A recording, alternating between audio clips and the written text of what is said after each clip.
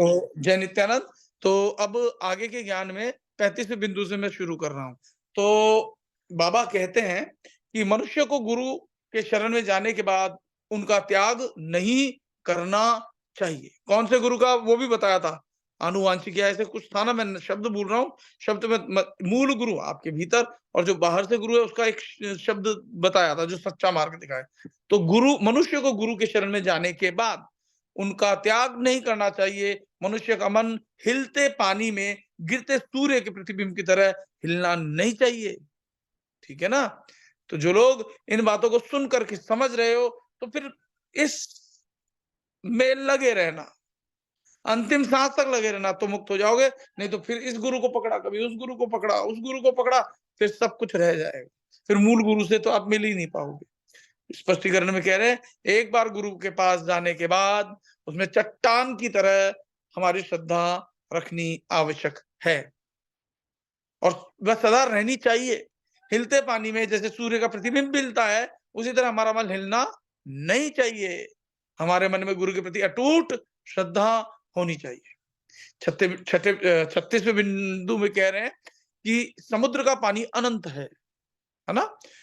तालाब का पानी एक सीमा में बंधा हुआ है। हमारा मन तालाब के पानी जैसा है, यानी सीमा में बंधा हुआ है। हमारा मन अच्छे बुरे की वजह है, मतलब हमारे मन के कारण जीवन में जो कुछ भी अच्छा या बुरा होता है वो मन के कारण होता है, वो वजह है। मनुष्य अपनी इच्छा मनुष्य अपनी अच्छी बुरी सोच से अच्छा बुरा करता है। यानी जिसकी जितनी विवेक, जितनी चेतना, उसके हिसाब से वो वैसा कार्य करता है।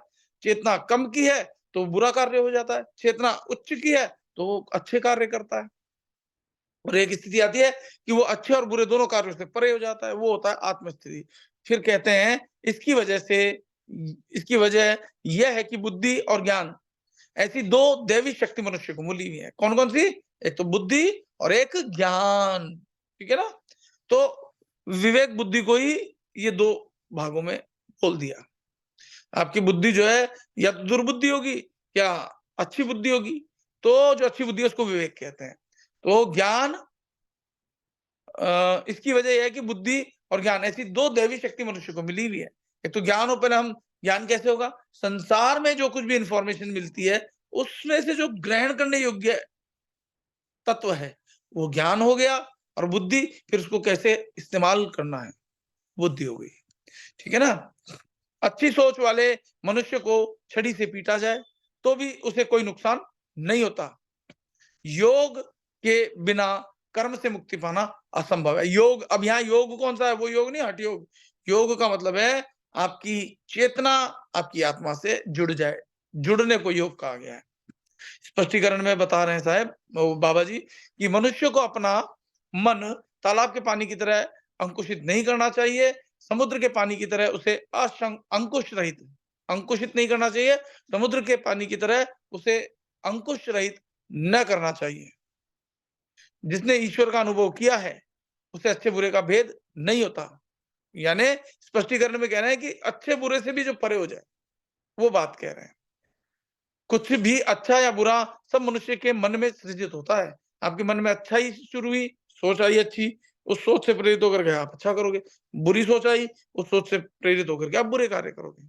जैसे हमारा उद्देश्य क्या था कि एक गौशाला खोलेंगे, एक ऐसा खोलेंगे, कृषि करेंगे, लेकिन सब लोगों ने धीरे-धीरे उस पे फोकस करना छोड़ दिया, तो हम बटे हुए दिख रहे हैं। तो आगे दिक्कत ये आ रही है कि कोई अब ध्यान भी नहीं दे रहा है।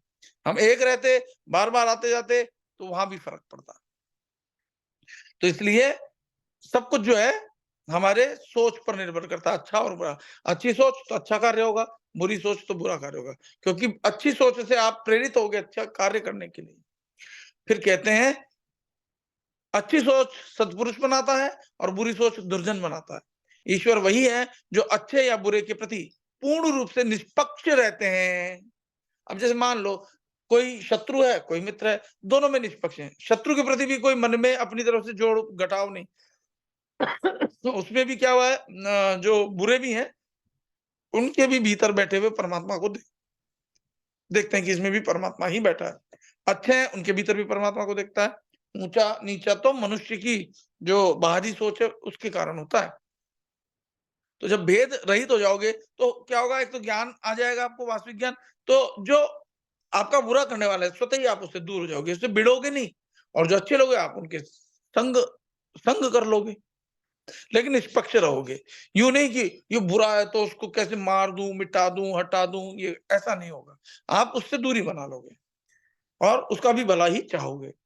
बुद्धि और ज्ञान मनुष्य को मिली दैवी संपत्ति है। ईश्वर ने सभी मानवों को समान रूप से दैवी संपत्ति दी है। किसी को भी ऐसे नहीं है कि कम या ज्यादा दी है। बस कम ज्यादा कैसे हो जाती है, आपका जहां आचरण होता है, जहां आपका ध्यान होता है ना? अगर आप बुरी चीजों में आपका ध्यान है, माया में लग रहे हो, तो वैसी सोच होने के कारण आपके बुराई जीवन में ज्यादा आ जाएगी। अब माया से परे होकर के अपनी आत्मा में लीन रहते हो, परमात्मा में लीन रहते हो, तो निश्चित रूप से जो है आपको आपका अच्छा ही होता है। जिसके पास सद्विचार की पूंजी है वह अजय है। मनुष्य को कर्म के बंधनों से मुक्ति पानी हो तो एक ही रास्ता योग का है। कौन सा योग? मैंने बताया ना, चेतना को परमात्मा से जोड़ने का। अब कह रहे हैं कि बाह्याचार से सजकर मूल सत्य को समझे बिना या तो अगर समझा जाए तो कर्मों से मुक्ति नहीं मिलती है। व्यक्ति अंदरूनी तौर पर दंभी हो और बाहरी श्रृंगार से श्रृंगारित होता है तो वह सच्चा सन्यासी नहीं बन सकता। व्यक्ति जो सोचता है वही बोलना चाहिए, जो भी बोले वह उसके कर्मों में व्यक्त होना चाहिए। आप जो कहते आप जो कहते वो करो, और कहो वही जो आप व्यवहार में भी अपनाते हो। ऐसा व्यक्ति ज्ञानी है, ऐसा व्यक्ति परमहंस है, वह योगी है, वही सच्चा सन्यासी है जिसने इच्छाओं को जीता है, वही सच्चा सन्यासी है। ऐसा इच्छा रहित मनुष्य सच्चा आध्यात्मिक गुरु बन सकता है। ठीक है ना? यानी बाह्याचार से सच कर, यानी बाहरी दिखावा करने से अच्छा है मूल सत्य को समझो। अगर उसको नहीं समझते तो बेकार है। तो इसमें स्पष्टीकरण में कह रहे हैं कि ईश्वर का साक्षात्कार किए बिना कर्म के बंधन नहीं छूटते। सन्यासी वही है जो अंदरूनी तौर पर शुद्ध है, यानी अंतःकरण जिसका शुद्ध है। ठीक है ना? आपका मन भीतर से शुद्ध है तो ही परमात्मा आपको प्राप्त हो सकते हैं। सन्यासी वही है जो अंदरूनी तौर पर शुद्ध है। बाहर जो हम सन्यास दिखाते हैं, मैं व्रत कर रहा हूँ, मैंने घर छोड़ दिया, लेकिन भीतर से हम घर के बारे में ही सोच रहे हैं, भीतर से उन्हीं का जो है भोग कर रहे हैं, सेवन कर रहे हैं, है ना? तो फिर हम सन्यासी नहीं है। सन्यासी वही है जो अंदरूनी तौर पर सिद्ध है, शुद्ध है। सन्यासी के बाहरी व्यवहार प्राप्त करके गलत मार्ग दिखाने वाले बहुत सारे दम्भी इस दुनिया में हैं, जो बाहर दौड़ा रहे हैं आपको। अरे इस भगवान की साधना कर लो, ये साधना कर लो, वो दे। इसीलिए मैंने वो सब साधनाएं धीरे-धीरे करके बंद कर दी है। और जो ये साधनाएं अगर कभी मैं करने के लिए भी कहूँगा, प्रेरित करूँगा, तो वो सिर्फ और सिर्फ नए लोगों के लिए होगी। आपकी चेतना उठने के बाद आप लोग समझ जाओगे कि मैं दोनों ही तरह के नए लोग होंगे, जो कामी पुरुष होंगे, उनको वैसी समझ में आएगी, और आपकी चेतना उच्च की होगी तो आपको वैसा समझ में आएगा। ठीक है ना बात? समझ में आ रही है या नहीं आ रही है? चलिए, तो आगे कह रहे हैं कि सच्चा सन्यासी अपने शब्दों के हिसाब से शुद्ध होता है, अपनी सोच और कर्मों में शुद्ध होता है। उसमें 3 तरह की शुद्धता होती है। शास्त्रों में उन लोगों को योगी कहा गया है। वे ही परमहंस कहलाए और वे ही सच्चे सन्यासी हैं। ऐसा व्यक्ति सच्चा आध्यात्मिक गुरु होने के योग्य है। अब 38वें बिंदु में बाबा जी कह रहे हैं, बड़े बाबा जी और मेरे बाबा जी, आपके बाबा जी कह रहे हैं कि दूसरों की थाली में परोसा गया नहीं भोजन नहीं हमें नहीं खाना चाहिए। दूसरों की थाली में परोसा गया भोजन नहीं हमें नहीं खाना चाहिए। हमें अपना पात्र रखना चाहिए और भोजन करना चाहिए। इसका स्पष्टीकरण क्या कहते हैं वो समझते हैं। बहुत से लोग ईश्वर के बारे में दूसरों ने जो कहा है या लिखा उसी से संतुष्ट हो जाते हैं, लेकिन वह पर्याप्त नहीं है। जिस तरह मनुष्य का अपनी क्षुधा तृप्त करने के लिए खाना चाहिए, उसी तरह ईश्वर के साक्षात्कार करने के लिए स्वयं प्रयास करना चाहिए। यहाँ पात्र मालूम है आप किसको कहा है? समझ में आ रही है आप लोगों को? चलो मैं पूछता हूँ, पात्र किसको कहा है? अपने पात्र में भोजन करना चाहिए, दूसरे के पात्र में भोजन नहीं करना चाहिए, क्या मतलब है इसका? फटाफट बताओ। ज्यादा समय नहीं, क्योंकि मैं रिकॉर्डिंग भी चल रही है। कोई भी एक जना बताओ कि अपने पात्र में अपने भोजन आप करना में चाहिए, हैं? बोलो बोलो रचना जी। अपने अपने आप को, धर्म में, अपने धर्म आप नहीं, को, अपने अपने आप आप को। को। अपने आप को से क्या मतलब है? अपने आप को से मतलब क्या? अपने आप तो आत्मा ही होती है, इसमें क्या मतलब है? भगवान को क्योंकि पाने, दूसरे को, दूसरे ने जो प्राप्त किया है अपनी साधना से, वो आपको उससे लाभ नहीं होगा, आपको आपकी जर्नी खुद ही तय करनी पड़ेगी। बिल्कुल ऐसे ही कह रहे हैं। अब आपको मैं थोड़ा और इसको अच्छे से समझा देता हूँ कि आपको अपने पात्र में देखना है, यानी आपको अपने शरीर के भीतर वाले राम में डूबना है। अपने शरीर के भीतर जो आत्मा है उसमें ध्यान करना है। दूसरे के शरीर की आत्मा से आपको कोई लेना देना नहीं होना चाहिए, वो उसके लिए है। समझ में आ रही है बात?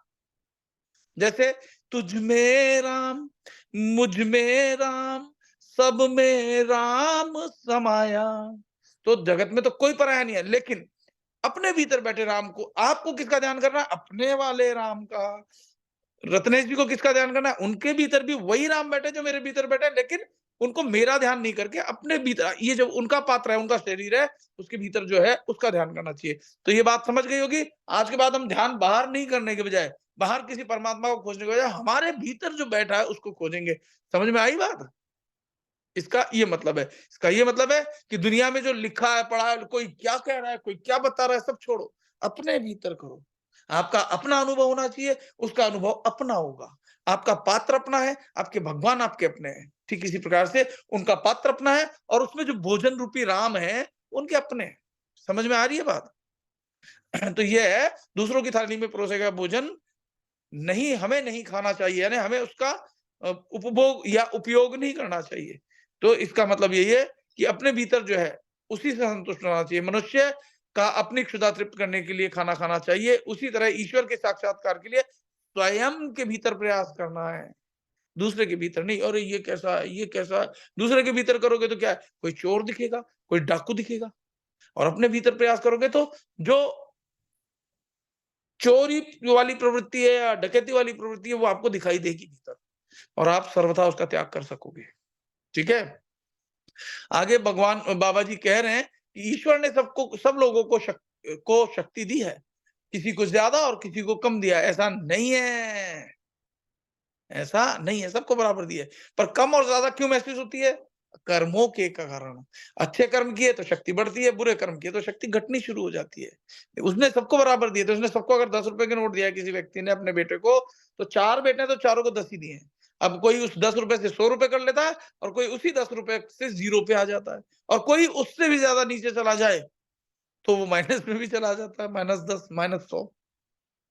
तो ये तो आपके ऊपर निर्भर करता है। उसने जब भेजा था तो किसी को कम नहीं देके भेजा, बराबर देके भेजा था। ठीक है? ईश्वर ने सभी को निष्पक्ष रहकर शक्ति दी है। सोचना, सुनना, सूंघना, देखना, स्पर्श की शक्ति सभी को समान रूप से दी है। ठीक है? तो इसमें सोचना जो भी आएगा, सोचे बिना रह नहीं सकता, तो सोचने की शक्ति सबको बराबर दी है। सुनना, कान भी सबको दिए हैं। बहरे कोई होता है, लेकिन भीतर के कान तो दिए हैं, उसको भीतर सुनाई देता है। जैसे आपको अभी बाहर के कान नहीं, भीतर के नाद सुनाई दे रहा होगा, जैसे मुझे दे रहा है। हो सकता है ना सुनाई दे रहा हो, वो एक अलग बात है। दी आपको शक्ति, लेकिन बाहर ज्यादा फोकस होने के कारण नहीं सुनाई दे रहा, है ना? देखने की शक्ति, भीतर से देखने की शक्ति, क्योंकि कई लोग कहेंगे अंधा भी तो होता है भैया, बहरे भी तो होते हैं भैया, वो अपने कर्मों के कारण होता है पिछले जीवन के, लेकिन इस जीवन में भी जो भीतर की शक्ति है वो तो दी हुई है। ठीक है ना? स्पर्श की शक्ति सभी को दी होती है समान रूप से। अब जहां पर नाक है वहां पर आंख नहीं है ना? चलने के लिए पांव चाहिए ही। हाथ से जो कार्य होते हैं वह दिमाग से नहीं होते। यानी यहाँ ये कहना चाह रहे हैं 40वें में कि नाक नाक की जगह है, आंख आंख की जगह है, आंख की जगह पर नाक नाक की जगह है, आंख की जगह नहीं है। मतलब नाक आंख का काम नहीं कर सकती और आंख नाक का काम नहीं कर सकती। यानी आंखें अगर देखेगी तो नाक देख नहीं सकते। नाक देखेंगे किसको? सुगंध को। यानी नाक सूंघ सकती है। ठीक है? चलने के लिए पैर दिए हैं तो आप हाथों से नहीं चलोगे। वो एक अलग बात है कि योग अभ्यास से आप थोड़ी देर तो चल सकते हो, रेगुलर नहीं चल सकते। क्योंकि तर्क वाले कह देंगे भैया चलते हैं ना, हमने देखा है रामदेव चलता है, तो रेगुलर नहीं चल सकता। उसको अगर रेगुलर चलना है, पैरों पे ही आना पड़ेगा। हाथ का कार्य हाथ ही कर सकता है, मन नहीं। उसी तरह मानस, बुद्धि, जीवात्मा, परमात्मा सब अलग-अलग है। उसी तरह मानस यानी मन, बुद्धि, जीवात्मा और परमात्मा, चारों स्टेज में बताता हूँ ना आपको। तो ये अलग-अलग है। परमात्मा जीवात्मा और परमात्मा, जीवात्मा बंधा हुआ है, परमात्मा स्वतंत्र है। एक का कार्य दूसरे से नहीं हो सकता। जीवात्मा का कार्य जीवबद्ध है, इसलिए वो स्वतंत्र परमात्मा नहीं है, तो वो पल भर में सोचते ही सब कुछ नहीं हो जाएगा उससे। ठीक है ना? मन जो है उसका अपना कार्य है, बुद्धि का अपना कार्य है। तो ये 40 तक हमने कर लिए। अगर आपको लगता है कि मैं और करूं तो हम पाठ करें या साधना? एक जना कोई भी बता दे फटाफट। साधना साधना कर लेते हैं क्योंकि आज थोड़ा लेट हो गए हैं नेट वेट की वजह से भी, और दूसरा ये जमीन पर निगरानी रखना बहुत जरूरी है, इसलिए आप थोड़ा सा सतर्क हो जाओ, क्योंकि आज जिस हिसाब से फोन लग नहीं रहा है तो थोड़ा मन में संदेह तो आता ही है। इसलिए जिस कार्य के लिए अपन ने एक बनाया है, बिल्कुल सुस्त होके बैठ जाओगे या खाली आप सोचोगे कि बस अब मुझे आत्मा में ही लीन रहना है, तो संसार के कार्य जो आपने किए वो भी तो रुक जाएंगे ना। वो इसलिए जरूरी है कि आपके बाद सेवा कार्य दूसरों को भला होता रहे। थोड़ा सा जागो, है ना? अब हम साधना में बैठते हैं। मैं रिकॉर्डिंग स्टॉप कर रहा हूँ, उसके बाद हम साधना शुरू करते हैं। 1 मिनट रुकिए।